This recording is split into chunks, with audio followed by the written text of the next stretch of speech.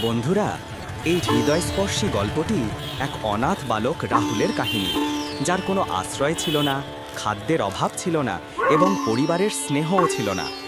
কখনো সেতুর তলায় তো কখনো পরিত্যক্ত দোকানে রাত্রি যাপন করত সে। পেটের খিদে তাকে যন্ত্রণা দিত, কিন্তু তার মন কখনো আশাহীন হতো না। তার একমাত্র সঙ্গী ছিল তার নৃত্য। সেই নৃত্যের মাধ্যমে সে নিজের কষ্টগুলোকে ভুলে যেত।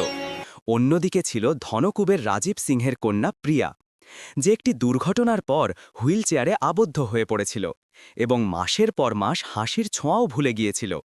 ভাগ্যবান সেই মিলন যখন ঘটল, তখন সেই খালি পায়ের বালকের হাস্যকর নৃত্য সেই দুঃখী কন্যার মুখে পুনরায় হাসির রেখা ফুটিয়ে তুলল।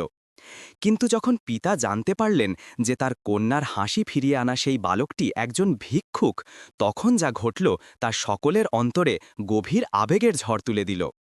বন্ধুরা, এই আবেগময় গল্পটি শেষ অবধি অবশ্যই অনুসরণ করুন, কারণ এতে লুকিয়ে আছে ভালোবাসা, আশা এবং অপ্রত্যাশিত পরিবর্তনের এক অসাধারণ যাত্রা।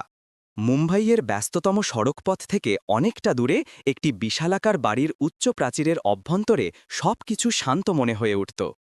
বাইরের জগৎটি ছুটোছুটিতে লিপ্ত থাকত, কিন্তু এই বিলাসিতাপূর্ণ বাড়ির ভিতরে একটি গভীর নিস্তব্ধতা ছড়িয়ে থাকত, যা সকল কিছুকে ভারাক্রান্ত করে তুলত।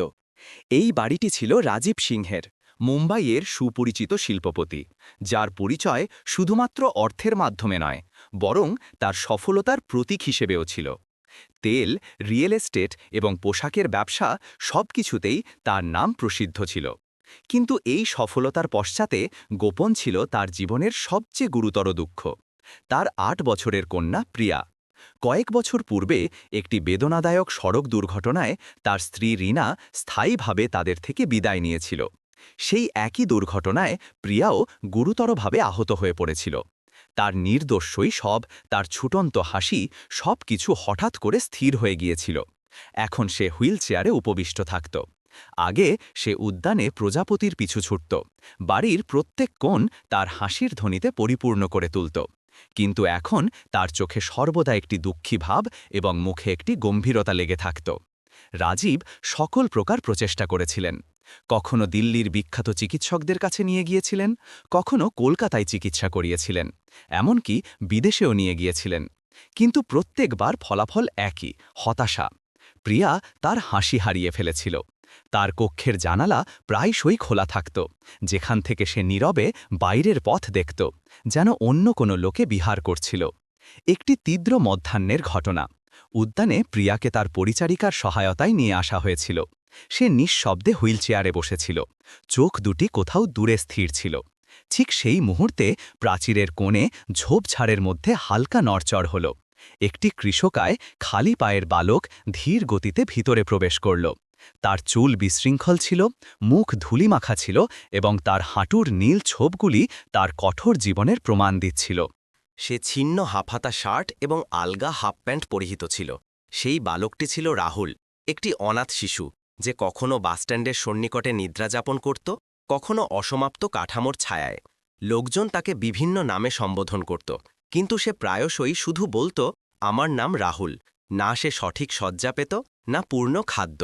কিন্তু তার চোখে একটি অদ্ভুত উজ্জ্বলতা ছিল, যেন প্রত্যেক কষ্টের পরেও জীবিত থাকার একটি কারণ রয়েছে।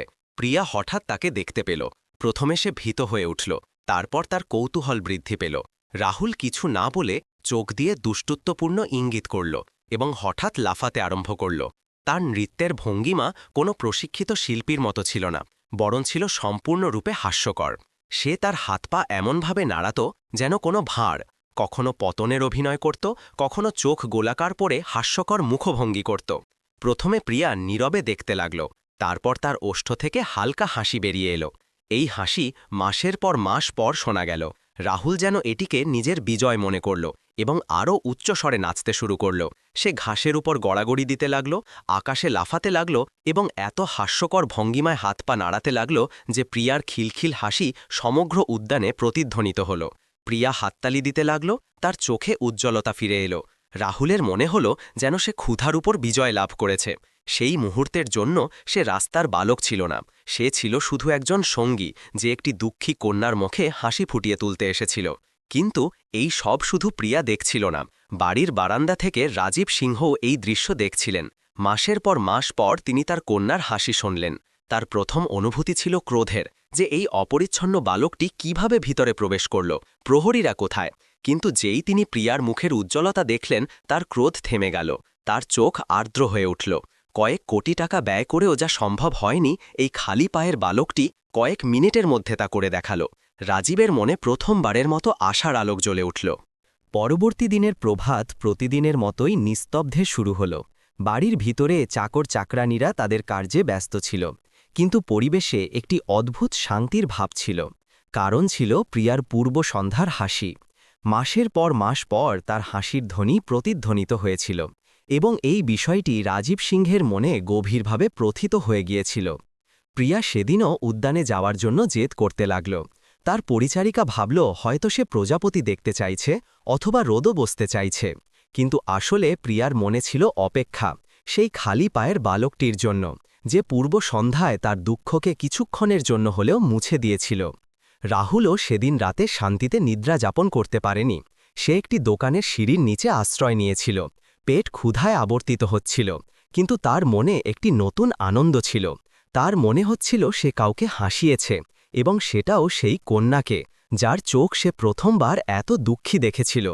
কাল আবার যাব, সে মনে মনে স্থির করে ফেলল। সন্ধ্যা অবতীর্ণ হতেই রাহুল আবার সেই পথ অনুসরণ করে পৌঁছাল। প্রাচীরের ধারের ঝোপঝাড়ের মধ্যে দিয়ে সে ধীরে ধীরে গলে ভিতরে প্রবেশ করল। এবার প্রিয়া তার জন্য অপেক্ষা করছিল। যেই সে তাকে দেখল, সে উত্তেজিত হয়ে বলল, তুমি এসেছ? রাহুল দুষ্টুত্বপূর্ণ ভঙ্গিমায় হাত যুক্ত করে বলল, হ্যাঁ পুতুল, আজ তো নতুন প্রদর্শনী হবে। এই কথা শুনে প্রিয়া হেসে উঠল এবং হাততালি দিতে লাগল। কিন্তু এবার কাহিনীটি ভিন্ন রূপ ছিল। উদ্যানের ভিতরে রাজীব নিজেও উপস্থিত ছিলেন। তিনি গোপনে নয়, সরাসরি সামনে আসলেন। রাহুল তাকে দেখে ভয়ে বিবর্ণ হয়ে গেল।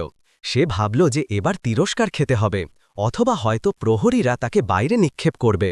তার বুক দ্রুত ধকধক করতে লাগল। রাজীব শান্ত চোখে তাকে দেখলেন এবং গম্ভীর কণ্ঠে প্রশ্ন করলেন, তোমার নাম কি? রাহুল ঘাবড়ে গিয়ে ধীরে বলল, জি রাহুল। এখানে কেন এসেছ? রাজীব কঠোরভাবে প্রশ্ন করলেন। রাহুল ঢোক গিলে উত্তর দিল, সাহেব, সেদিন পুতুলজি খুব মন খারাপ করে বসেছিল। আমার মনে হলো যদি আমি নাচি তবে হয়তো হাসবে। আমি চুরি করতে বা কিছু নিতে আসিনি, শুধু হাসি দিতে এসেছিলাম। যদি আপনি চান তবে এখনই চলে যাচ্ছি। এই কথা শুনে রাজীব কিছুক্ষণের জন্য নীরব হয়ে গেলেন। তার ভিতরের পিতা সেই ছোট বালকটির সরলতা অনুভব করছিলেন। তিনি দেখলেন যে প্রিয়ার চোখে জল ভরে এসেছে। সে তার পিতার দিকে ঘুরে বলল, বাবা, প্লিজ একে তাড়িয়ে দিও না, এ আমার সঙ্গী, এ আমাকে হাসায়। রাজীব কন্যার মুখের দিকে দেখলেন। তার গালে হালকা লালিমা ছিল, চোখে উজ্জ্বলতা ছিল। এতদিন পর তার মধ্যে প্রাণশক্তি দেখা যাচ্ছিল। রাজীবের কঠোর মুখ গলে যেতে শুরু করল। তিনি গভীর নিঃশ্বাস নিয়ে বললেন, ঠিক আছে, তুমি এখানে থাকতে পারো, কিন্তু আমার চোখের সামনে কোনো দুষ্টুমি করবে না, বুঝেছ? রাহুলের চোখে স্বস্তির উজ্জ্বলতা দেখা গেল।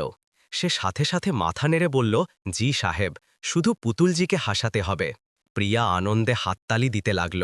প্রদর্শনীর সময় রাহুল চিৎকার করে বলল এবং এক হাস্যকর ভঙ্গিমায় গোলাকার হয়ে ঘুরতে লাগল। উদ্যানের পরিবেশ আবার হাসি ঠাট্টায় পরিপূর্ণ হয়ে উঠল।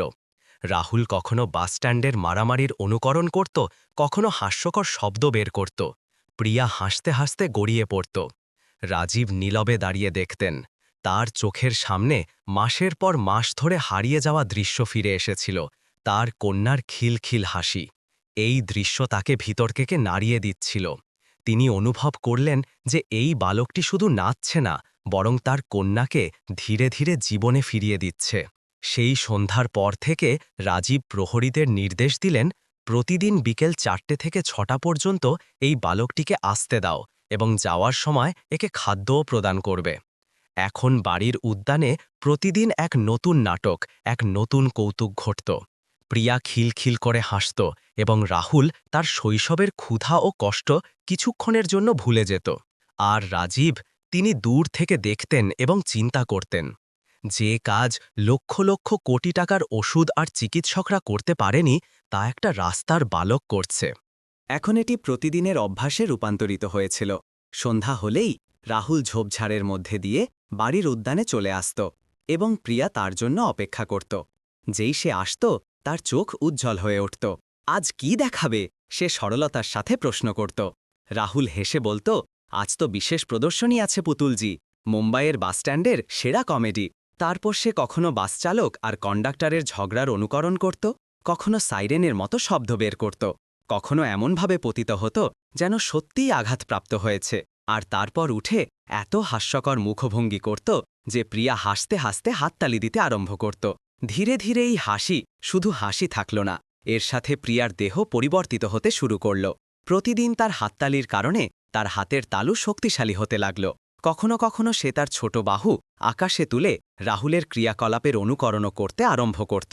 একদিন যখন রাহুল গোলাকার হয়ে ঘুরছিল, প্রিয়া হঠাৎ বলল, থামো, আমিও ঘুরব। সে তার হুইলচেয়ার দুহাত দিয়ে ধরে হালকাভাবে গোলাকার করে ঘোরাল। তার হাসি বাতাসে প্রতিধ্বনিত হল। পাশে দাঁড়িয়ে থাকা রাজীবের চোখ আর্দ্র হয়ে উঠল। তার কন্যা, যে মাসের পর মাস নীরব আর ভাঙা হয়ে বসে থাকত, এখন আনন্দিত হয়ে নিজের চেয়ার নিজেই ঘোরাচ্ছে। চিকিৎসকদের কত ওষুধ আর চিকিৎসার পর যা সম্ভব হয়নি তা একটি রাস্তার বালক করছে, শুধু হাসি আর আশা দিয়ে। সেই রাতে যখন রাজীব প্রিয়াকে নিদ্রায় পাঠালেন, তখন সে নিম্ন স্বরে বলল, বাবা, যখন রাহুল আসে না তখন আমার মনে হয় আমি আবার হাঁটতে পারব। রাজীব সেই নির্দোষ কণ্ঠস্বর শুনে দীর্ঘক্ষণ নীরব রইলেন। তার ভিতরে পিতার যন্ত্রণা এবং এক নতুন আশা দুটোই একসাথে জাগ্রত হচ্ছিল। সময় অতিবাহিত হতে লাগল। প্রহরী এবং চাকর চাকরানীরা এখন রাহুলকে চিনতে আরম্ভ করেছিল। প্রথমে তারা তাকে সন্দেহের দৃষ্টিতে দেখত, কিন্তু এখন যখন সে আসত তখন তারা হেসে তাকে ভিতরে প্রবেশ করতে দিত। প্রতিবার তাকে যাওয়ার সময় খাদ্যের বাক্সও প্রদান করা হতো। রাহুল খাদ্য গ্রহণ করত এবং আবার পরের দিন ফিরে আসত। রাজীবও এখন প্রতিদিন তার খেলা দেখতে আরম্ভ করেছিলেন। তিনি এই বালকটির মধ্যে কিছু বিশেষ দেখতে পেতেন। তিনি লক্ষ্য করলেন যে রাহুল কখনো কিছু দাবি করত না। সে শুধু হাসাতে আসত এবং তারপর নীরবে খাদ্য খেয়ে চলে যেত। তার চোখে কোনো লোভ ছিল না, শুধু ছিল একটি সত্যিকারের আনন্দ। একদিন রাজীব তাকে কাছে ডাকলেন এবং প্রশ্ন করলেন, রাহুল, তুমি কোথায় বাস করো? রাহুল নিম্ন স্বরে বলল, সাহেব, কখনো সেতুর নিচে, কখনো খালি দোকানে। যখন নিদ্রা আসে সেখানেই শুয়ে পড়ি। কিন্তু তোমার মাতা পিতা? রাজীব সন্দিহান হয়ে প্রশ্ন করলেন। রাহুল চোখ নামিয়ে উত্তর দিল, মা ছোটবেলায় চলে গেছেন, পিতা জানি না কোথায় আছেন, এখন তো আমি একাই। তার কথাগুলি রাজীবের হৃদয়ে গভীরভাবে প্রথিত হয়ে গেল। তার কন্যার যন্ত্রণা মনে পড়ল। একদিকে সেই কন্যা যে নিজের আপনজনদের মধ্যে থেকেও ভেঙে পড়েছিল, আর অন্যদিকে এই বালকটি যার কেউ ছিল না, কিন্তু তবুও অন্যদের হাসানোর সাহস রাখত। প্রিয়া পাশ থেকে বলে উঠল, বাবা, এ আমার সবচেয়ে প্রিয় সঙ্গী, একে কখনো তাড়িয়ে দিও না। রাজীব কন্যার মুখের উজ্জ্বলতা দেখলেন এবং বুঝতে পারলেন যে এই সম্পর্ক এখন শুধু সঙ্গীত্ব নয়, এটি একটি আশা যা তার কন্যাকে ধীরে ধীরে জীবনের দিকে ফিরিয়ে নিয়ে যাচ্ছিল। সেই রাতে রাজীব দীর্ঘক্ষণ নিজের কক্ষে পায়চারি করলেন। বাইরের জগৎ তার নাম, খ্যাতি এবং ধন সম্পত্তি নিয়ে আলোচনা করত, কিন্তু আজ তিনি অনুভব করলেন যে আসল সম্পত্তি হল সেই হাসি যা তার কন্যার মুখে ফিরে এসেছে।